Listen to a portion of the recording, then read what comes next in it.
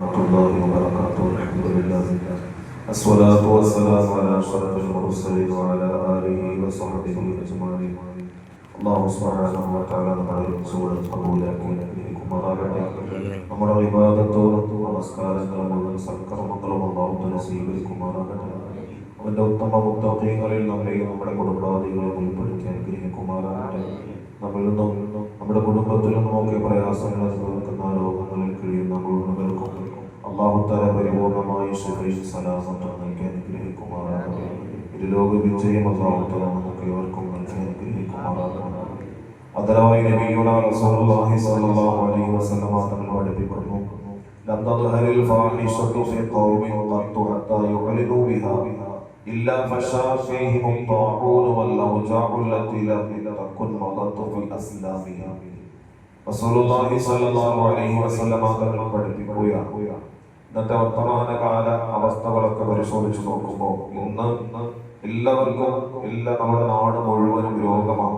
കുഞ്ഞു കുട്ടികൾ മുതൽ മുതിർന്നവരെയും വരെയും പ്രായമുള്ളവർ വരെയും ഉള്ള പ്രായഭേദമന്യേ എല്ലാവരും മാരകമായ രോഗങ്ങൾ കൊണ്ട് പ്രയാസപ്പെടുന്ന അവസ്ഥയാണ്. മുൻകാലങ്ങളിലോ അല്ലെങ്കിൽ നമ്മുടെ പൂർവ്വപിതാക്കന്മാരുടെ കാലഘട്ടങ്ങളിലോ അല്ലെങ്കിൽ നമ്മുടെ ഉപ്പാപ്പമാരുടെ കാലഘട്ടങ്ങളിലോ ഒന്നുമില്ലാത്ത രീതിയിൽ ഈ അടുത്ത സമയങ്ങളിലായി, അടുത്ത കൊല്ലങ്ങളിലായി, അല്ലെങ്കിൽ ഒരു 10-20 വർഷങ്ങൾക്ക് ഇപ്പുറമായിട്ട് വല്ലാതെ മാരകമായ വിപരീതമായ രോഗങ്ങൾ ബാധിക്കുന്ന ഒരവസ്ഥയാണ് നമ്മുടെ നാടുകളിലൊക്കെ കാണാൻ കഴിയുന്നത്. അതിന് വളരെ പ്രധാനമായിട്ടും നാം ഒന്ന് മനസ്സിലാക്കി നോക്കേണ്ടത് നമ്മുടെ സാംസ്കാരിക ചുറ്റുപാട് തന്നെയാണ്. സംസ്കാരമില്ലാത്തൊരു ചുറ്റുപാട്, നമ്മുടെ സംസ്കാരങ്ങളെ കൈവിടിഞ്ഞിട്ട് മ്ലേച്ഛമായ സംസ്കാരങ്ങളുടെ മേൽപ്പുറങ്ങൾ തേടി പോകുന്ന നമ്മുടെ പുതിയ തലമുറയുടെ അവസ്ഥകളും ആ സാഹചര്യങ്ങളും തന്നെയാണ് എന്നാണ് വിശുദ്ധമായ ഹദീസ് നമ്മോട് പഠിപ്പിക്കുന്നത്. നബി സല്ലല്ലാഹു അലൈഹി വസല്ലം തങ്ങൾ പഠിപ്പിക്കുന്ന ഒരു സമൂഹത്തിൽ, ആ സമൂഹത്തിൽ നിന്നും വളരെ മ്ലേച്ഛമായ അവസ്ഥകൾ, അശ്ലീലതകൾ ഒരു സമൂഹത്തിൽ വ്യക്തമായി കഴിഞ്ഞാൽ, പ്രകടമായി കഴിഞ്ഞാൽ ആ സമൂഹത്തിന് അല്ലാഹു തആല നൽകുന്നില്ല ഫശാ ഫീഹിം الطاعون. അവർക്ക് പ്ലേഗ് പോലുള്ള മാരകമായ രോഗങ്ങൾ കൊണ്ട് ആ സമൂഹത്തെ അല്ലാഹു തആല വ്യാപകമാക്കും. അതുപോലെ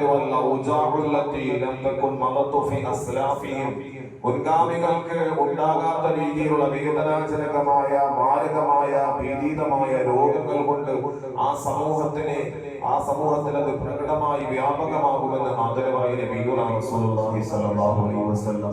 അപ്പോൾ നമ്മുടെ ജീവിതത്തിന്റെ അവസ്ഥകൾ, പരിശുദ്ധ ഇസ്ലാമിനെ വിട്ടെറിഞ്ഞുള്ള ജീവിത രീതികൾ നമുക്കറിയാം. എന്ന് ഞാൻ ഇന്നലെ സൂചിപ്പിച്ചതുപോലെ, ഇന്നലെ 14 വയസ്സുകാരനായ ഒരു പെൺകുട്ടി 16 വയസ്സുകാരന്റെ ക്രൂരമായ ആക്രമണത്തിന് ഇരയായിക്കൊണ്ട് ഒരേ ക്ലാസ്സിൽ പഠിക്കുന്ന അല്ലെങ്കിൽ ഒരേ സ്കൂളിൽ പഠിക്കുന്ന 9ാം ക്ലാസ്സുകാരിയായ പെൺകുട്ടിയും അതേ സ്കൂളിലെ +1 വിദ്യാർത്ഥിയായ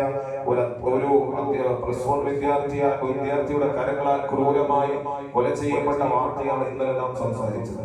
നാം ഒന്ന് വർത്തമാന കാലഘട്ടത്തിൽ ഒന്ന് പരിശോധിച്ചു നോക്കുമ്പോൾ 8ാം ക്ലാസ്സിലും 9ാം ക്ലാസ്സിലും ഒക്കെ പ്രസവിക്കുന്ന കുഞ്ഞുങ്ങളാണ് അല്ലെങ്കിൽ വിദ്യാർത്ഥികളാണ് പത്രത്തിലൂടെ നമുക്ക് വായിക്കാൻ കഴിയുന്നത്.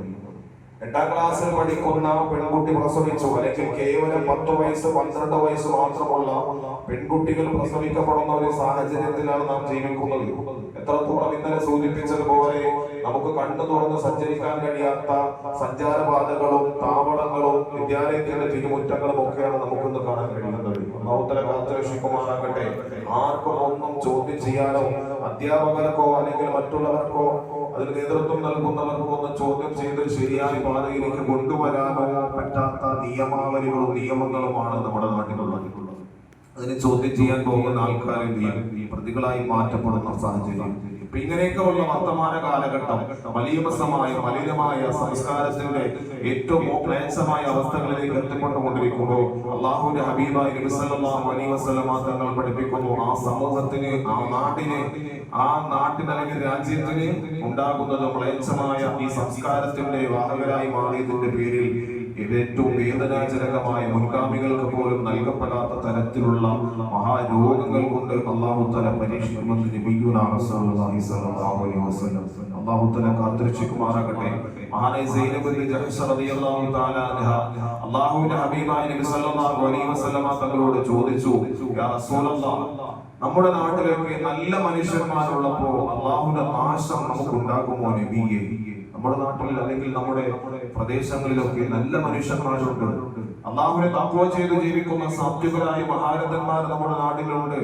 അങ്ങനെ ഉണ്ടായിരിക്കെ അള്ളാഹുവിന്റെ ശിക്ഷ ഇറങ്ങുമ്പോ അല്ലെങ്കിൽ അള്ളാഹുവിന്റെ നാശം ഉണ്ടാകുമ്പോ ആ നാശം നമുക്കും ഉണ്ടാകുമോ റസൂലേ എന്ന് സൈനബ് ബിൻത് ജഹ്ഷ് റളിയല്ലാഹു തആല അൻഹ അള്ളാഹുവിന്റെ ഹബീബായ നബി സല്ലല്ലാഹു അലൈഹി വസല്ലം തങ്ങളോട് ചോദിച്ചപ്പോൾ റസൂലുള്ളാഹി സ്വല്ലല്ലാഹു അലൈഹി വസല്ലം തങ്ങൾ സൈനബ് റളിയല്ലാഹു തആല അൻഹയോട് പറഞ്ഞു, നഅം സൈനബ്, അതെ നാശമുണ്ടാകും സൈനബേ, ഇദാ കസുറൽ ഖബസു, മ്ലേച്ഛതകൾ മലീമസമായ സംസ്കാരങ്ങൾ ആ നാട്ടിൽ വളരുന്നിടത്തോളം കാലം അത് മഹാന്മാരും മഹത്വങ്ങളും ആ നാട്ടിൽ ഉണ്ടെങ്കിൽ പോലും നിങ്ങൾക്ക് നാശമുണ്ടാകും സൈനബേ എന്ന് സൈനബ് ബിൻത് ജഹ്ഷ് റളിയല്ലാഹു തആല അൻഹയോട് അല്ലാഹുവിന്റെ ഹബീബായ നബി സല്ലല്ലാഹു അലൈഹി വസല്ലം തങ്ങൾ പഠിപ്പിച്ചു കൊടുത്തു.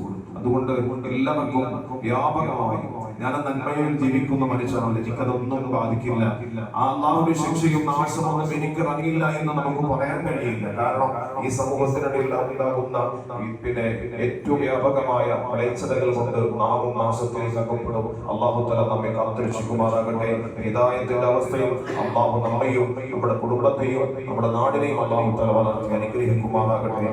വാഖിറു ദഅ്വാനാ അൽഹംദുലില്ലാഹി റബ്ബിൽ ആലമീൻ. സല്ലല്ലാഹു